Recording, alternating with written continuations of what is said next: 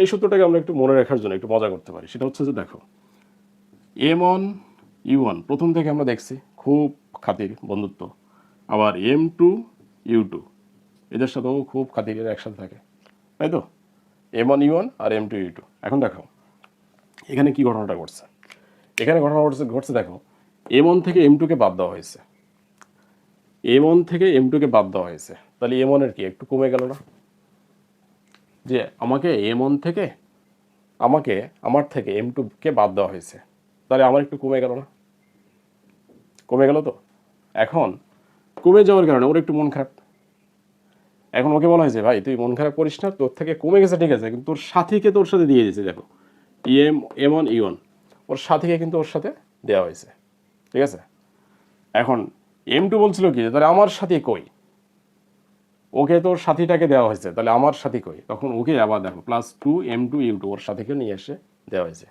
ভাই তোরা দুইজনেই সন্তুষ্ট হ, তোদের দুইজনের সাথী টাথী যা আছে তোদের কিন্তু দিয়ে দিলাম একসাথে, ঠিক আছে?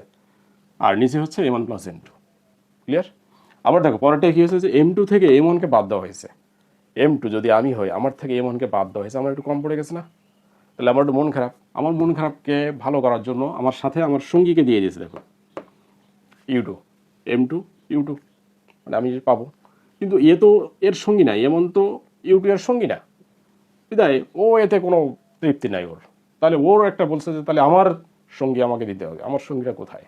তখন দেখো +2M1 U1 এই যে M1 এর সাথে তার সঙ্গীকে দিয়ে দেওয়া হয়েছে ভাই, বেস্ট। ওকে, তারপরে যা আছে থাকবে।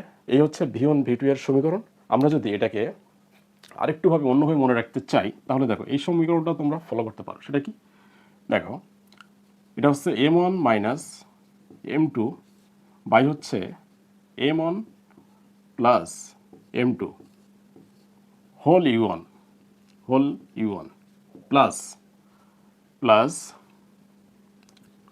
2M2 by M1 + M2 whole U2। দেখো এখানে U1 দিয়ে গুণ, এখানে U2 দিয়ে গুণ। Okay, M1 - M2 by M1 + M2 whole U1 plus 2M2 by M1 + M2 whole U2। এভাবে মনে রাখতে পারো। আবার এটাকেও একইভাবে কীভাবে মনে রাখা যায়? M2 - M1 বাই হচ্ছে M1 + M2 whole U2 plus এখানে একইভাবে 2M1 বাই হচ্ছে M1 + M2 whole U1। M2 - M1 by M1 + M2 whole U2 plus 2M1 by M1 + M2 whole U1।